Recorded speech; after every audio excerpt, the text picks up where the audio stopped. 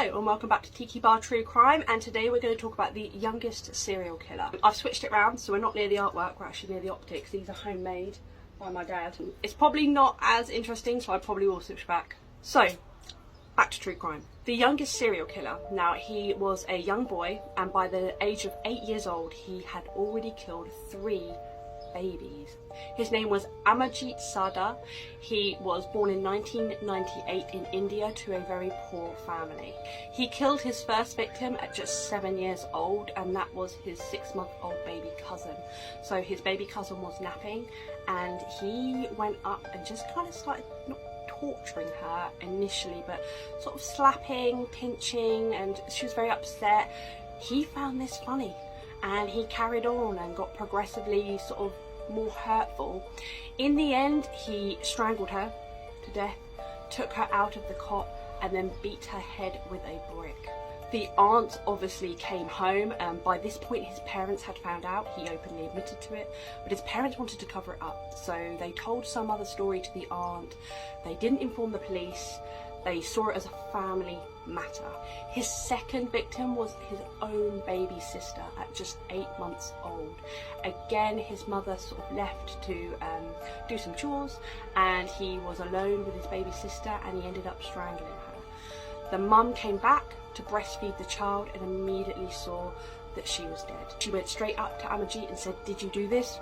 And he just said yes, very nonchalantly. His father beat him. Again, they didn't inform the police. It's possibly the worst thing they could have done, because as I'll talk about later, psychiatrists say that he probably had a disorder, and the longer the parents let this happen and let him fulfill this kind of need, the worse his disorder became. Now, his next victim wasn't a family member. It was a little baby girl called Khushbu, and she was left in the pram napping outside a primary school whilst again the mother went off to do chores. On finding her sleeping, he again tortured her, strangled her to death, and hit her with bricks, and finally obviously that killed her, and just left her in some sort of shrubbery nearby. Now, the woman returned, ended up finding the child. The police were informed. They went up to Amarjeet and said what happened. He openly admitted to killing Khushbu. He kind of thought of this as a game. He was obviously very mentally disturbed. There was obviously something really wrong. Once the police arrested him, he didn't seem worried. There was no remorse. He was sat there smiling, laughing, like it was just another day. As he's so young, at only 8 years old in India, children can't go to jail. And so he was sent for psychiatric evaluation, where they described him as a sadist in seeking pleasure from other people's pain. They also said he had a chemical imbalance in his brain and a disorder. Now, as it was caught so young, they determined that they could help him. So he went to a institution, a children's home, with lots of counselling, lots of medication. Not much is known after this. He was released at 18, and that was back in 2016.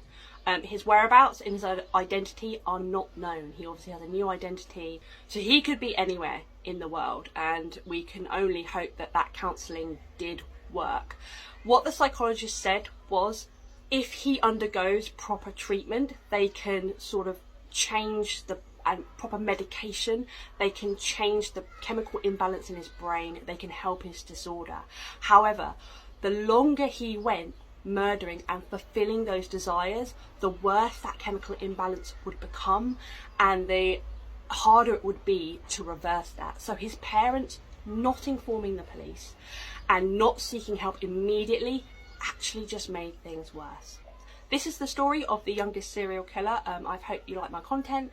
As always, please feel free to like, subscribe and follow. I think I'm going to change it back to the artwork next time, and I will do a tiki bar tour. I was also thinking of maybe doing like a drink. Maybe each episode we could have like a new cocktail drink. If you've got suggestions. I've only just discovered Dead Man's Fingers, and I had tequila rose the other day. I'm probably really late to the party on that one. It's like strawberry milkshake, it's delicious. So again, I was going to maybe add that in, something fun. Thank you so much for watching, and I'll see you next time.